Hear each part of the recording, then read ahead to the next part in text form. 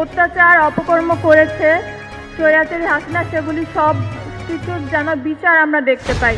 দিয়েছিল যে সেই পোস্টটা পুরো বিশ্বকে নাড়িয়ে দিয়েছিল সেই সময়। তো তারপর সেই এক্স গভর্নমেন্ট ইন্টারনেট অফ করে দিতে বাধ্য হয় এবং তারপর সে ইন্টারনেট অফ করে সে গণহত্যা চালায়।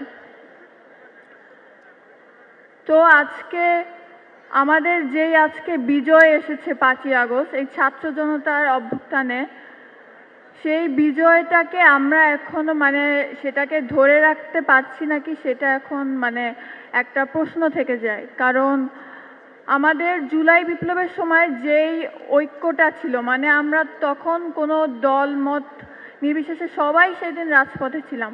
আমাদের মধ্যে কোনো রাজনৈতিক ভেদাভেদ ছিল না, আমাদের মধ্যে কোনো বৈষম্য ছিল না। সেদিন আমরা যে যার যার অবস্থান থেকে একমাত্র আমরা দেখেছি যে সাধারণ জনগণের রক্ত ঝরা দেখে আমরা সেদিন সবাই রাজপথে নেমে প্রতিবাদ করেছিলাম, আমাদের প্রতিবাদ জারি রেখেছিলাম। কিন্তু আজকে 1 বছর পরে আমি যখন দেখি যে সব কিছু, আমার মনে হচ্ছে যে সেই ঐক্যটা এখনো আমরা ধরে রাখতে পারছি না। আমরা সবাই যে যার মতো বিভেদ সৃষ্টি হচ্ছে আমাদের মধ্যে।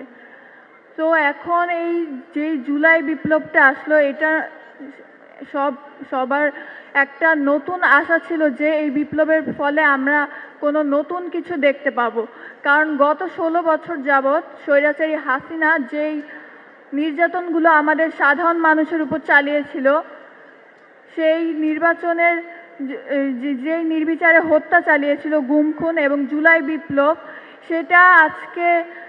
সেটার ফসল হচ্ছে আজকে নতুন বাংলাদেশ। কিন্তু এখন আমরা চাই যে এই যত অত্যাচার অপকর্ম করেছে স্বৈরাচারী হাসিনা, সেগুলি সব কিছুর যেন বিচার আমরা দেখতে পাই।